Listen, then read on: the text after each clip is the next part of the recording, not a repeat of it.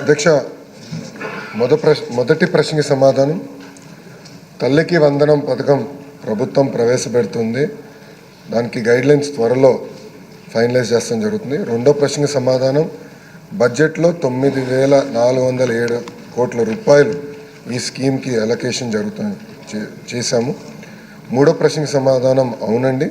నాలుగో ప్రశ్నకి సమాధానం ఈ వివరాలు ఎనెక్షర్ 1లో పెడతాం జరిగింది. సబ్జెక్టులు ఎటెండ్ అవ్వలేదు. సో రెండు మాటలు చెప్పండి అధ్యక్ష. ఎన్నికల ముందల బాబు సుప్రశిక్షణ మేనిఫెస్టో రూపొందించి ప్రజల్లోకి తీసుకెళ్తాం జరిగింది అధ్యక్ష. దాంట్లో భాగంగా ప్రధానమైంది తల్లికి వందనం. ఇది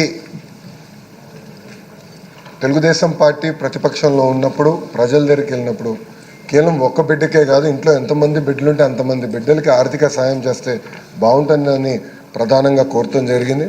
అంతేకాకుండా అధ్యక్ష, ఒకసారి మనం చూస్తే భారతదేశంలోనే రీప్లేస్మెంట్ రేట్ కన్నా అతి తక్కువ ఉన్న రాష్ట్రం తమిళనాడు అయితే, దాని తర్వాత ఆంధ్ర రాష్ట్రం అధ్యక్ష.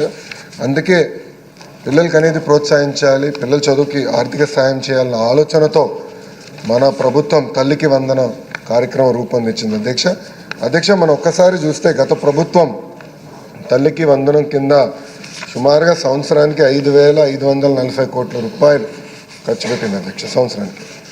కానీ ఇప్పుడు మన ప్రభుత్వ అధ్యక్ష దాదాపు 9,407 కోట్ల రూపాయలు డబ్బులు కేటాయిస్తాం జరుగుతుంది అధ్యక్ష. ఇది 50% ఎక్కువ అధ్యక్ష.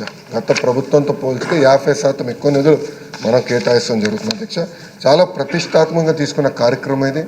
ఇప్పుడే గౌరవ ముఖ్యమంత్రి గారు కూడా చాలా స్పష్టంగా చెప్పారు, మే మాసంలో తప్పనిసరిగా ఇంట్లో ఎంతమంది బిడ్డలు ఉంటే అంతమంది బిడ్డలకి 15,000 రూపాయలు మన ప్రభుత్వం అందిస్తుందని ప్రజలకి చెప్తున్నారు. Question number